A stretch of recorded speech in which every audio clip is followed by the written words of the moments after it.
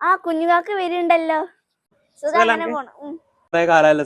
എന്തൊക്കെ വർത്താനൊക്കെ? സുഖം അങ്ങനെ പോണു. പഠിപ്പൊക്കെ എങ്ങനെ പോണു? കുഴപ്പമില്ലാതെ പോണു.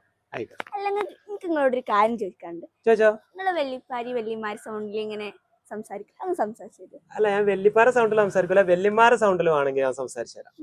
സംസാരിക്കും. ഏതാ എനിക്ക് സബ്ജക്ട് വേണ്ടേ? ഒരു വിഷയം പറ, ഞാൻ അതുപോലെ ചെയ്യാം. ഈ ഇപ്പത്തെ ചെക്കന്മാരിങ്ങനെ റോഡിലൂടെ ഹെൽമെറ്റ് ഇല്ലാതെ പോവില്ലേ? അപ്പൊ അങ്ങനത്തെ ഒരു ഇതില് ബൈക്കുമ്മൽ ഇങ്ങനെ ഇപ്പത്തെ ഒരു കണ്ടീഷൻ അങ്ങനെയാണെങ്കിൽ ഇപ്പൊ ഓൾക്ക് വേണ്ടിട്ട് ഇപ്പൊ പഴയ ഒരു മൂത്തമ്മ എന്നുള്ള നിലക്ക് ഞാൻ അങ്ങനെ പറയുകയാണെങ്കിലേ ഇങ്ങനെ പറയാം. പൊന്നാരന്റെ മകളെ കുട്ടികൾ നേരം കരുവെക്കുമ്പോ തന്നെ മോട്ടോർ സൈക്കിൾ എടുത്തുകൊണ്ട് 1, 2 ഒന്നല്ലായ്മ പോവുക. ഒരു 3, 4 വെച്ചു ഒറ്റ ഒന്നായ്മ ഹെൽമെറ്റ് തലയിൽ വെക്കണ ഹെൽമെറ്റ് അത് എടുക്കാൻ പറഞ്ഞ കുട്ടികൾ ആരും കേൾക്കൂല. എന്നിട്ട് കുട്ടികളും നുൽമെടുത്ത് നടക്കും റോട്ടിൽ കൂടെ. എന്നിട്ട് ഈ തന്താരും പറഞ്ഞ കുട്ടികൾ കേൾക്കുവോ? കുട്ടികള് മോട്ടോർ സൈക്കിൾ അങ്ങോട്ട് കയറിക്കാണ്ട് അഭ്യാസം കാട്ടിക്കാണ്ട് നടക്കുക. ഓൾക്ക് പോലീസിനും പേടിയില്ല. ഇപ്പത്തെ മറ്റേ കുന്ത്രാണ്ടം പിടിച്ച ആ ക്യാമറിനും പേടിയില്ലാത്ത അവസ്ഥ.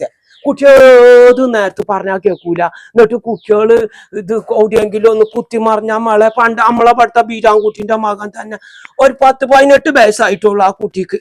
ആ കുട്ടി ചെക്കൻ നമ്മൾ കണ്ട് നമ്മളെ നെഞ്ഞു പരഞ്ഞ്. കുട്ടികളോട് പറഞ്ഞ കുട്ടികൾ കേൾക്കൂല. കുട്ടികൾ ഉൽമെടുത്ത് നടക്കും. അപ്പൊ നമ്മളിപ്പോ പോലീസുകാരുണ്ട് പറഞ്ഞാൽ പോലീസുകാരും കുട്ടികൾക്ക് പേടിയില്ല. പാവ പൂച്ച ഈ പോലീസുകാർ പറഞ്ഞ നാട്ടുകാർ നന്നാവും. നമ്മൾ കുട്ടികളായിട്ട് നന്നാകാൻ തീരുമാനിച്ചാൽ മാത്രമേ അത് നന്നാവുള്ളൂ. അല്ലാതെ ബാപ്പി എമ്മിയും പറഞ്ഞ കേൾക്കൂല, പോലീസുകാർ പറഞ്ഞ കേൾക്കൂല. അച്ഛാ മനസ്സം കാട്ടുക. ഓരോ വിധി എന്ന് പറഞ്ഞ് നടക്കാൻ പറ്റും. നമ്മളെ ഉള്ളിലല്ല അതിന്റെ വേദന. തന്തക്കും തള്ളക്കും എന്തോരം വിഷമം ഉണ്ടാവും. ഒന്ന് ആലോചിച്ച് നോക്കി. എൻ്റെ ആള്